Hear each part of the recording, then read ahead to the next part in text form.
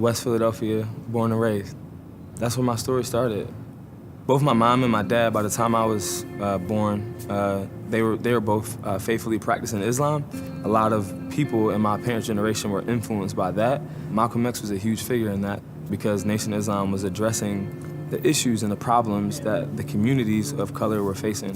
One of my memories of being in Philly is walking up to the mosque and hearing the call to prayer all the time, lay out the rug and know what to say, speaking in Arabic to God, like all those types of things, even knowing how to wash properly before I went in to pray, fasting, all those things like I learned from my older brother Sharif and from my dad. My whole identity started to be shaped around Islam. My mom and dad had split for a long time ago, and so we moved to Delaware for a brief time and then New Jersey because my dad's father lived in New Jersey. In the summer times, he would pick us up for vacation Bible school and, taking us to church on Sundays. And all of it was for him wanting to spend time with us, but also I would find out as him just wanting to introduce us to Jesus. My first exposure to walking in vacation Bible school was very different from walking into a mosque. Everybody knows about Jesus, everybody knows about worship songs. I don't know any of these things. And so it feels very foreign to me to walk into that space and to not know anything and to have this different way of relating to God.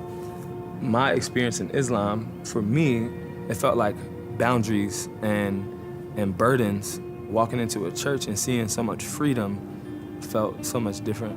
One of the questions I'm asking is, why in a household where we speak English every day, are we speaking to God in Arabic, right? So that was a question I was always kind of going through my mind of like, this is the way I relate to God. How come God doesn't hear me in English if that's what me and my parents and my brother and sister, we all speak in that language, right?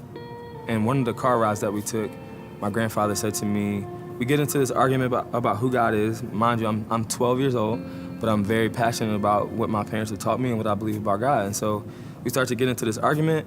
I tell him, Allah is God, and Allah, the word, means God, right? And I've been told that. And that means our gods are the same. He rebuttals and says that our gods are not the same, and he said that he could pray right now as he was driving in the car, and he knows that God would not only hear him, but to answer his prayers. He shared the gospel with me. And what I remember about what he shared mostly was that those who knew Jesus would be with him in heaven forever, and those who didn't would go to hell. And that everything was about this personal relationship with Jesus.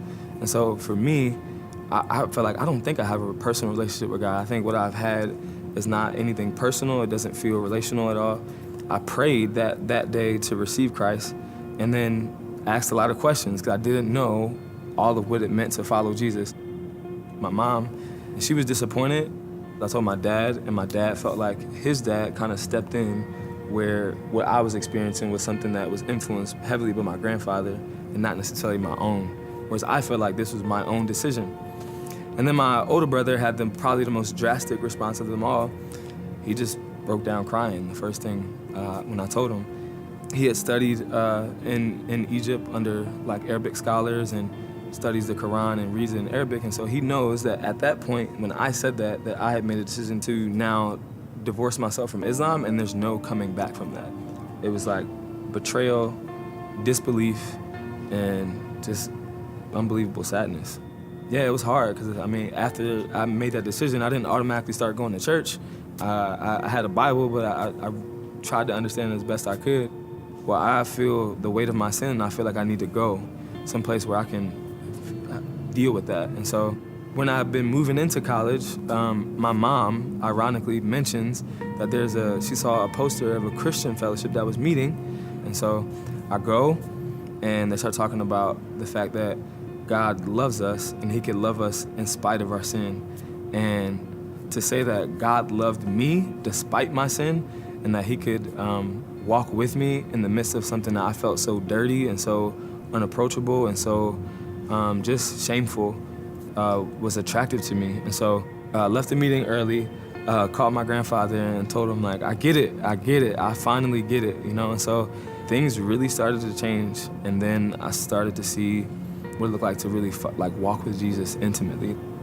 Is your grandfather still alive? No, he passed in 2013. Yeah. What would you say if you were still here Man, I think I would thank him for sharing with me the most precious gift that I've ever been given, that has helped me to persevere through so many hard times. Man, I was running hard in what I was raised in and what I was taught and what my family told me, and I thought I knew the truth.